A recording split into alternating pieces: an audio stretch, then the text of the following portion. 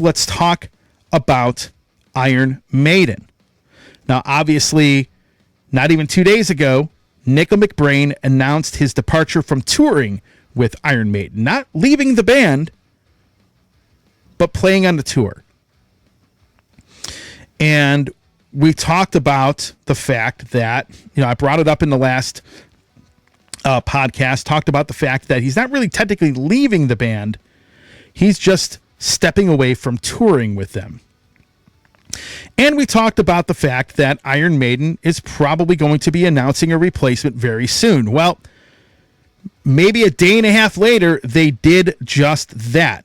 And the replacement drummer for Nicko McBrain and Iron Maiden, as far as touring with the band is concerned, is Simon Dawson, who plays in British Lion with Steve Harris. He played on the entire last album and played on part of the debut British Lion album. And I have a lot of thoughts on this, and I'm going to address some of the negative comments on social media about people saying Nicko McBrain was forced out, and there's a bunch of people that think that other people should have gotten that gig. Drummers with a better resume and who are more well-known should have gotten that gig. I've seen a lot of those kinds of comments, and I'm going to address those. So first, let's address the replacement. So, folks, this is not surprising to me at all, because if you look in the past with Iron Maiden, they've always replaced members, typically, with people that they knew really well. If you're in a band, and if you are in a band that big who draws those kinds of crowds, you cannot afford to cancel gigs and have a mishap because you brought somebody into the band that you cannot trust. And so part of the reason Simon Dawson ended up getting that gig, number one, he's a very capable drummer. And again, you do have to obviously have the ability to play this music, which he definitely does. But he's also somebody the band has known for 12 years. And when you know somebody for that long, you learn to trust them. And if you don't, you would rather bring somebody in that you know, regardless of name recognition, that you can trust, than bringing a big name drummer in that you don't know and risk some kind of implosion. And so the safest thing to do, Simon Dawson, perfect guy for the position, knows the set, I'm sure, knows Steve Harris really well, has toured the world with Steve, with the British Lion album. And it only makes sense to bring him in. And it's not something that is strange to Iron Maiden to do something like this. Think about Yannick Gers. He played on Bruce Dickinson's first solo album and then ended up getting the gig replacing Adrian Smith. And a big part of that is the fact that they knew him, that Bruce Dickinson knew him, that he was known around the scene, and that the band knew him. And most importantly, they felt comfortable with him. If you look at past interviews with Blaze Bayley, now I know a lot of us weren't big Blaze Bayley fans when he was in Iron Maiden, and I've always said that Blaze Bayley's solo stuff blows away anything he did with Maiden. But if you look at a lot of the past interviews, they mentioned that they felt very comfortable with him. And that from a personality perspective, they thought he fit really well. Because when you're in a band and you're going out on tour and you're playing these huge shows, you cannot afford infighting. You don't want to constantly be bickering with somebody. You don't want to have constant disruptions because somebody you brought in that you didn't know caused a complete mess. So that's part of the reason he got the gig. And I'm sure he earned it. Now, folks, these decisions like this, when Nicko announced his retirement, I'm going to, at least retirement from touring, folks, that decision probably happened months ago. 90% of these decisions happen well in advance. You saw Primal Fear.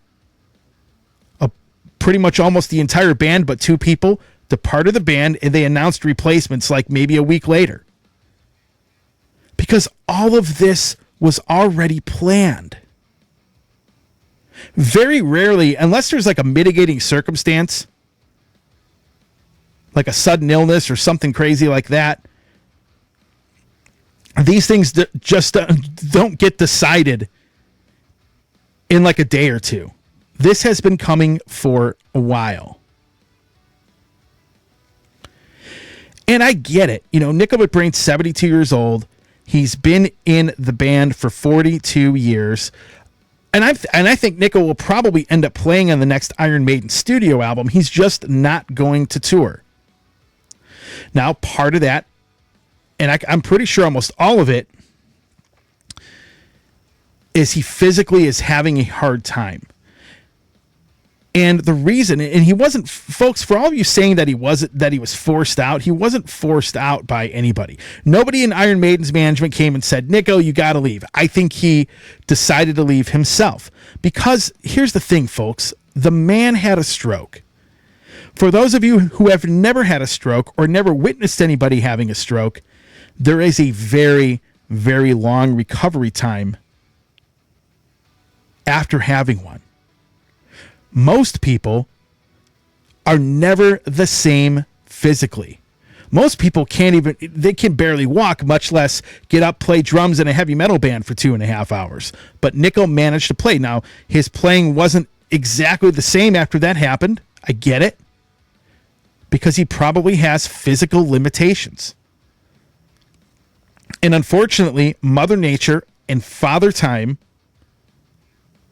get to all of us eventually.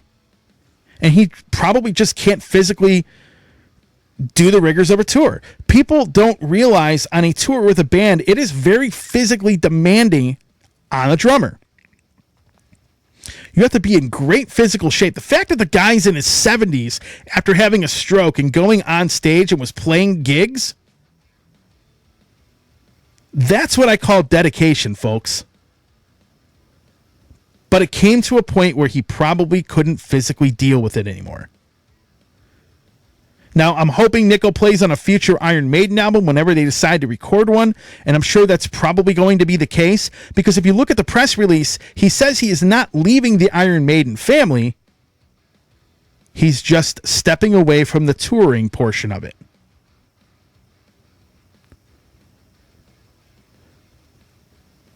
So I think Simon Dawson is a great choice. They trust him. They know him. He knows the music.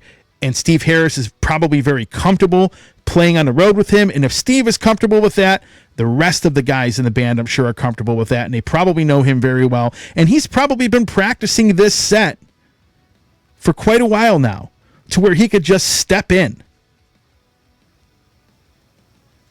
It also makes sense, too, that they would just do this very quickly to the public.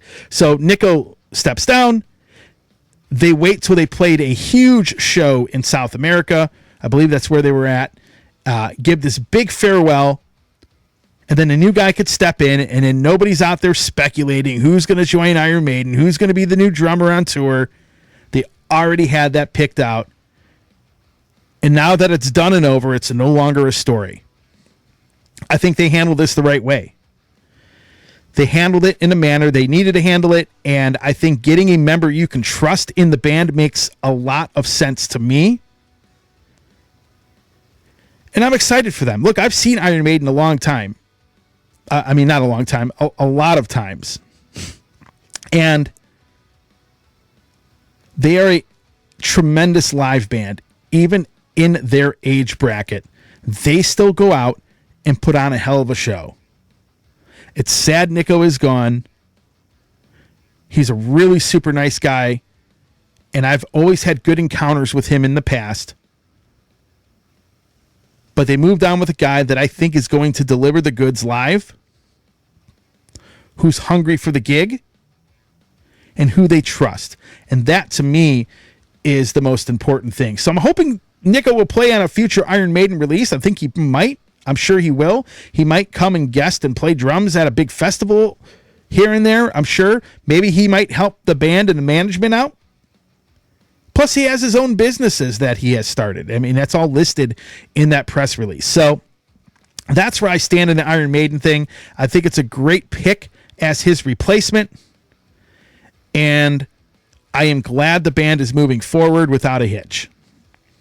Hey everybody, Tony here from the Metal Command Podcast. Again, I appreciate your support. Since 1998, I have hosted this show in one form or another, starting off in radio and now in the podcast format. Again, thanks for watching, and if you like what you see and hear on this show, by all means, please hit the subscribe button, hit the little bell to be notified anytime I do post a video, and if you see this program on any other form of social media, please give me a follow there. Again, I always appreciate your support.